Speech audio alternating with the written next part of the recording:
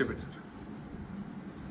2021 మే 14 నా పుట్టినరోజు నాడు జగన్మోహన్ రెడ్డి ఆజ్ఞ మేరకు పివి సునీల్ కుమార్, విజయ్ పాల్, ఇప్పుడున్న ఇంకొక అధికారి సీతారామాంజనేయులు వీరందరూ కుట్ర చేసి అప్పటికప్పుడు నా మీద రాజద్రోహం కేసు పెట్టి నన్ను ఎత్తుకెళ్ళి కస్టడీలో టార్చర్ చేయటం, సుప్రీంకోర్టు ఇన్వాల్వ్మెంట్తో నేను మిలిటరీ హాస్పిటల్కి వెళ్ళటం అదంతా అందరికీ తెలిసిందే.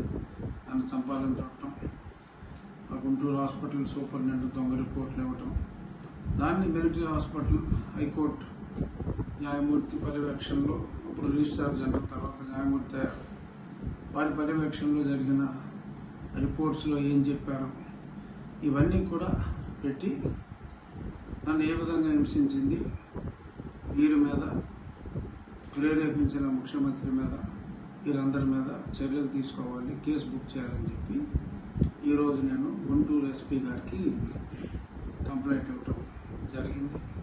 తప్పకుండా దాని మీద యాక్షన్ ఉంటుంది, అది కేసు రిజిస్టర్ చేయాలి. గతంలో నేను సుప్రీంకోర్టుకు వెళ్ళటం, తర్వాత వారు హైకోర్టుకు వెళ్ళమంటాం అన్నీ జరిగినాయి. ఎందుకంటే ఇక్కడ కేసు రిజిస్టర్ చేయాలన్నా పట్టించుకునే వాళ్ళు లేడు. అందుకని కేసు రిజిస్ట్రేషన్ చేయడానికి నేను కోర్టులను ఆశ్రయించవలసి వచ్చింది.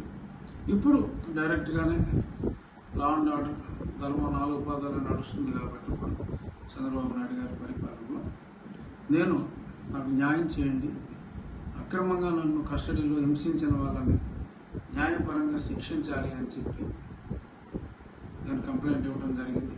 రాబోయే వారం 10 రోజుల్లో ఏం జరుగుతుందో చూద్దాం.